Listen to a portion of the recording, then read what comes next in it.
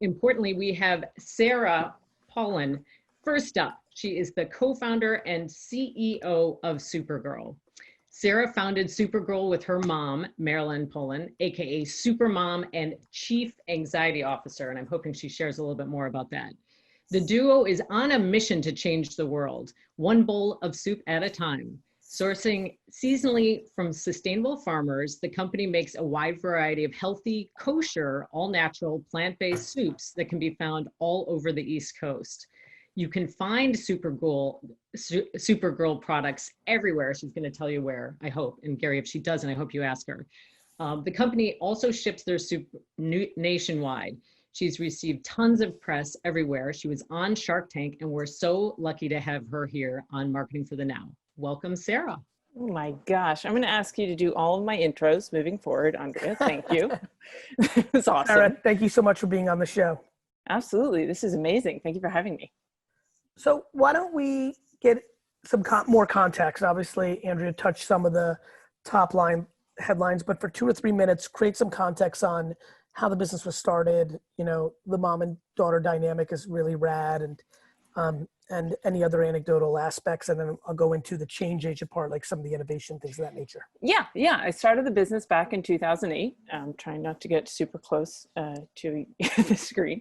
On a mission to change the world, one bowl of soup at a time. And originally, you know, we were very fortunate in that we were kind of hitting these like buzzwords before other people were, like local and sustainable. Back in 2008, we were kind of a little ahead of the curve with that. And we were also delivering to people's homes and offices before that was like a thing. And so people were really responsive. And so what did that mean at the time? It meant like marching down to the farmer's market and getting to know these farmers and like cooking soup with the ingredients that we saw at the market. And then we grew and we added retail locations. And then in 2015, we entered Whole Foods, and then we entered Costco, and the momentum kept building. And now, you know, fast forward to 2020, we had to shut down one of our retail locations, but we have a really robust D2C business. And then we're also in Whole Foods and Costco and Wegmans and Lidl. And we're just, are there no more DTC? I mean, excuse me, no more retail locations, or you have some? We shut down one, and then the kind of our original flagship location is now the hub of our local distribution program, meaning like all over DC, Maryland, and Virginia. Yep. And so like, it's kind of become a bit of a mess. Let's talk about that. You know, because I think this, you know, speaking of messes, right now in my dad's wine shop, wine library, we launched a year ago something called Wine Text that has exploded during this time.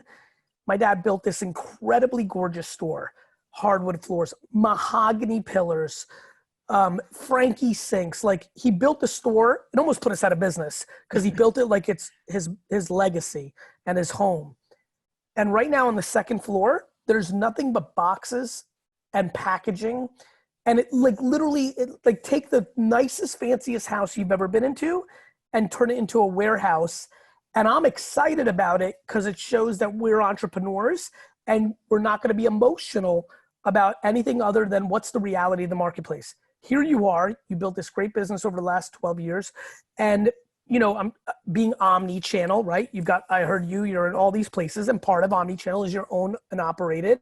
I'm sure 6 years ago, if you and I are talking over dinner, you're like, and maybe, or hopefully we'll have 100 stores that we own and operate, or franchise, whatever you were thinking. But sure enough, neither of us nor anybody predicts a pandemic. I even like the way you said, it's kind of a mess, like leaning into what is actually going on versus your ideology. Back to change agents, back to being obsessed with this being a valuable show for the people that are watching. What have you learned about yourself through that process of shutting those 2 stores down, in essence? Like, what have we learned there? You know, it's a great question. And I think in March 2020, we had to look at what did it mean to change the world one bowl of soup at a time. I had to really evaluate what are the values upon which we founded this business. And, you know, everyone's fleeing. Everyone is going home, locking themselves in. And I'm asking my team to do the opposite of what everyone else is trying to do. And I'm asking my team to go into an air-conditioned facility that wasn't built for social distancing. You know, I'm trying to feed people the healthiest food available. I mean, you know, the connection between health and your susceptibility to this disease is pretty extreme. And we really had to do like a really deep dive into our values. And to be honest, I almost shut down because the stress, asking people to leave their house, it's insane. It's insane. But I did some soul searching, and a lot of these people, you know, we just doubled down on those values, man. We just like worked on our supply chain, our people respecting their farmers, our team. We test every week. We now have insurance for everybody. We have PPE up the wazoo. We are doing whatever it takes to make sure every stakeholder is protected. And now what I'm doing, Gary, is I'm trying to evaluate, and I got to be honest, I'm in a somewhat Zen state because yesterday was the Jewish Day of Atonement. It was Yom Kippur. And I fasted like crazy. Okay. So when I came out of my dehydrated haze, I was like, what is quality? What are we trying to do here? And I was thinking about, you know, some of my customers used to say, hey, you know, I can't wait for your next sale. I can't. And it was literally like, hey, you know, it was just any excuse like, hey, Simplest Torah is next week. Let's have a sale. Has anyone seen Top Secret? No. Did I just date myself? I know where you went. I don't think everybody did, by the way, but that's what makes jokes like that perfect. Everyone needs to see Top Secret. Just going to throw that out there.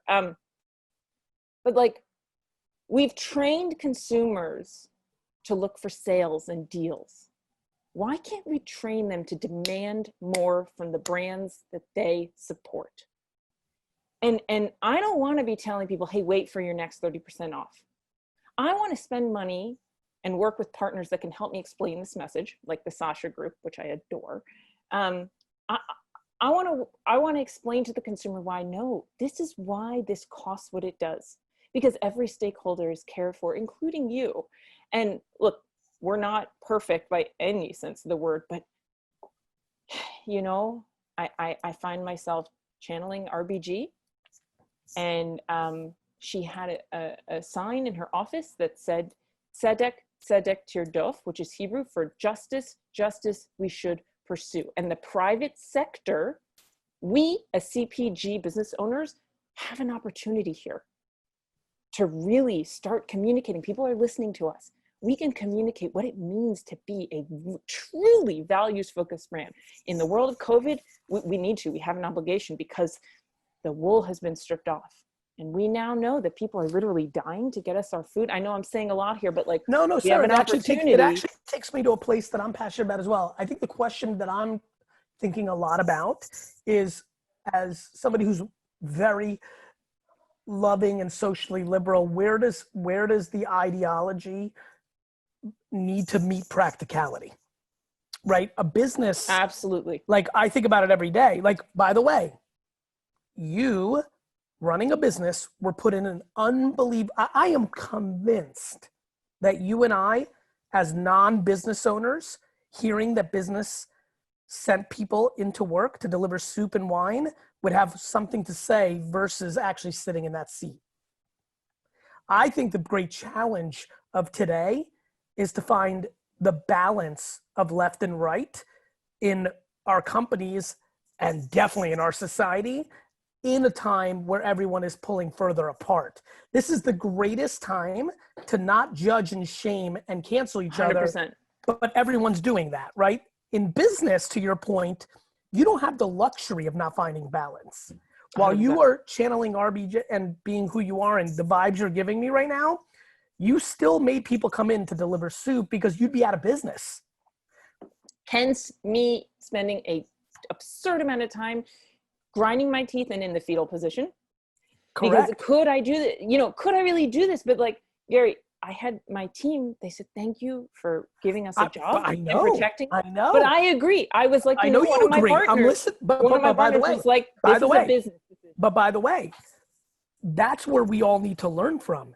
The same people that said to you, thank you for doing this, give me a job, are the same people that a lot of people in New York and LA demonize on Twitter. Like, we're just overly judging, and everything has to get back to the middle. The ecosystem, and that's leadership, has created separation.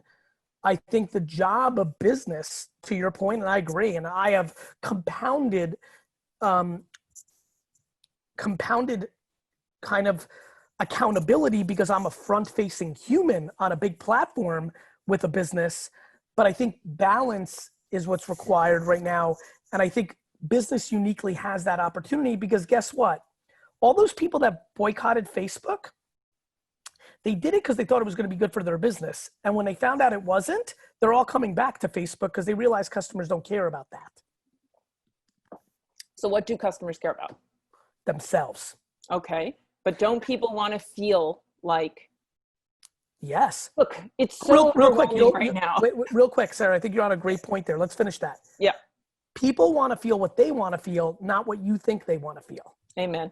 So to your point, there are people, for example, my most thoughtful friends in business realize that the things that big brands boycotted Facebook for, every single media place that they sent their money to does the same thing. So they saw it as hypocrisy. They weren't saying that something's good or bad. It was just hypocrisy. If you're running Google ads and TV ads, you're in the same place. So to your point, people want what they want. For example, I tweeted something 2 months ago in the midst of all this around your favorite candy. I, as a human and the people on the other side, I felt in my chemicals that I just needed escapism from the heaviness. And for 39 seconds, I'm just fucking curious what your favorite candy is. I had friends texting me saying, fuck you. The fuck are you worried about this right now in a time like this? I said, that's cute, but you didn't ask me what I needed. I've been working 18 hours a day trying to feed people through All In Challenge, raising $61 million. I've been spending ungodly amounts of time on politics off the grid. I'm trying to keep my business afloat. I'm sorry that you didn't like that I wanted to know what candy everybody liked for 2 minutes, because guess what? Hearing Gobstoppers or Nerds Candy is just what I needed right now. So back to your energy, Sarah, which was perfect, which is why I went on this little rant, which I think brings value to this combo. I think we as businesses need to understand they all need lots of different things. And so as businesses, we need to fill voids and needs across the board.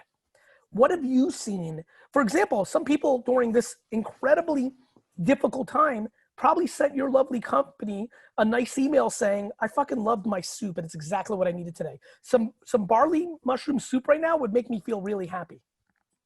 Yeah, it's been interesting. We have this unique brand where we'll send out emails to our whole list, thousands and thousands of people, and we get personal responses. And when we are front and center about our struggles and what we have been going through since March, we have received like, Dear Supermom, the chief anxiety officer, you need something worried about, she's your girl. And Dear Supergirl, and thanks. And these are my thoughts and just sharing. And I kind of used to think that the community was a red herring. I wasn't convinced that a brand could create a community. And I'm still kind of 50-50 on that. But I do think that us being very honest and transparent about where we're failing, where we're succeeding, and what we are trying to do, it's working. And I don't want to think that I don't want you to think that I'm doing this as just like, okay, then just I'm running away to the bank because they're buying into this. No, I'm sharing with y'all, and I need your support so we can build this mission and just help, because I do think consumers are aware, and it is so overwhelming to know what we know now. It is so overwhelming and upsetting to know that some of the basic things you were doing, the food you were buying, the brands you're supporting, are tied to some pretty horrific practices in some regard. But if brands are just more transparent, and the thing about connecting to people directly online and not having to go through, old school channels, means you control that conversation. And so we're just trying to have an honest conversation. Well, at the same time, I am a former stand-up comic, and I'm trying to bring a little levity into situations. I love the candy thing. That's why I got to work with Sasha, because I got to figure out. You got, like, some of that stuff matters because escapism is foundational for people's mental health. Sometimes people just want a bowl of soup. Well, to that point, what have you seen, knowing there's so many marketers here also trying to bring as much value to every constituent that's watching? By the way, everybody, use the hashtag marketing for the now with your feedback on Twitter. I'm engaging with you all right now. What has been the biggest consumer shift that you've seen? Have different is chicken soup up because people are like, I want chicken soup, it's a comfort food? Well, we're vegan, so fair enough. Yeah, so that's out. But what are you seeing from your world? Just a lot. I mean, our website just exploded in March, and just the change in consumer behavior is just shocking how quickly it happened and how it has stayed. It's definitely calmed down a little bit, but you also have, it's very hard when you're talking about traditional grocery, because people are either sending other people to shop for them, a la Instacart, and then you're trying to figure out how do you get to the top of people's shopping list? All the formulas are really complicated. And then people are just interacting with brands directly. And so it's just shocking how quickly that happened. There's opportunity in both, but you've got to get real creative. And what I'm struggling with is just, how do you spend your marketing budget? We used to do a really big in-person sampling program in grocery. Well, that's out.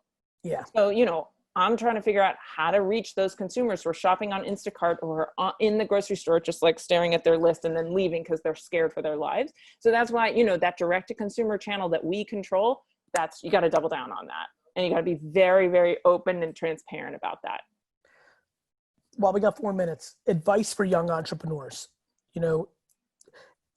What stands out when I say, what you've learned, how you've learned, and by the way, real quick, in that answer, give us context on how much you thought of yourself as a saleswoman, businesswoman, or entrepreneur when you were growing up, because the word has evolved tremendously in our 2 lifetimes. Just so give me a little context on that, because I think that might help some people as well. I can say that as a former stand-up comic, I really didn't know much about business. But what I did know is that I wanted to make good. I wanted to do right. I wanted to just dive into this business and figure out how to build a good one, a good in every sense of the word. And I think if you surround yourself with smart people, and you know when to ask for help, especially now, because we're in uncharted territory, no one knows what we're doing. Ask for help. Like, for example, Sasha Group, ask for that help, but no, just be so sure of your mission. So sure. Compromise when necessary, but just, God, know what you're trying to do. Believe in what you're trying to do. What's the biggest thing you learned from stand-up that has been transported here? Like, you're like, as you've been building this business, you're like, wait a minute, I'm good at this because, I did this for all these years. What have been some of the standout things? If you can face a group of sailors in for Fleet Week, you can really handle anybody. That is not an easy crowd. No, it doesn't sound like it. So yeah, if you can be quick on your feet, just being able to handle that pressure, rapid fire questions that you just out of left field, the heckling, you just gotta have the thick skin, because there's just so many people that are out there that they just want to see you fall. They want to see you fail. And if you're on that, because I'm a huge Marvelous Mrs. Maisel fan. Yes. Love her. Love that, right? Love her. Knowing you from afar, holy shit, that show was lit. Like, when you heard that show came out, you're like, oh my God, they made a show for me. Yes. Right now, just for fun, because now I'm looking to have a little more fun on these shows as well. And we could take a little time because we're waiting for Marc to come on here.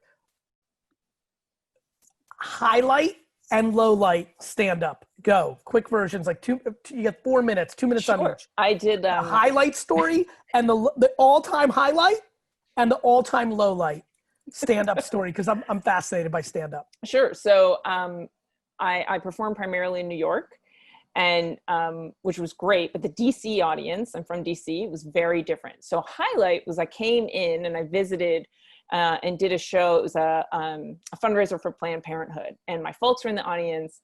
And I mean, I really had a great set, and I killed it. Love. Another weekend I came in and a friend of mine who's a pretty successful comic let me open up for him at the same club. And I did a very similar set and bombed so bad. My mom overheard someone in the audience being like, is she done yet? And that's just soul crushing to have your mom overhear someone waiting for you to get off stage. And also just again, Fleet Week is very challenging. Yeah, those boys don't fool around. No, and they're not interested in political humor. They probably just wanted some raw kind of like raw, basics of right. Yeah, and that was just not. I don't want to. Yeah, my whole pact. And it's unfortunate. I always think that people in society underestimate athletes. You know, I have an athlete representation business with my brother, and like I wish people really knew. Same with servicemen and women. It's not that they're not smart enough. No, it's that this is their escapism. Exactly. You know what I mean? It's not. They don't want to hear about exactly right. They're stressed every day of the week. When they get on land and want to let loose in New York City, they just need to laugh. And tying that into business, you got to know your audience. 100%. You got to know your audience, and that was I learned right there. I didn't know that audience very well. Sarah, thank you so much. Continued success with your incredible company. Thank you so much. See ya. Andrea?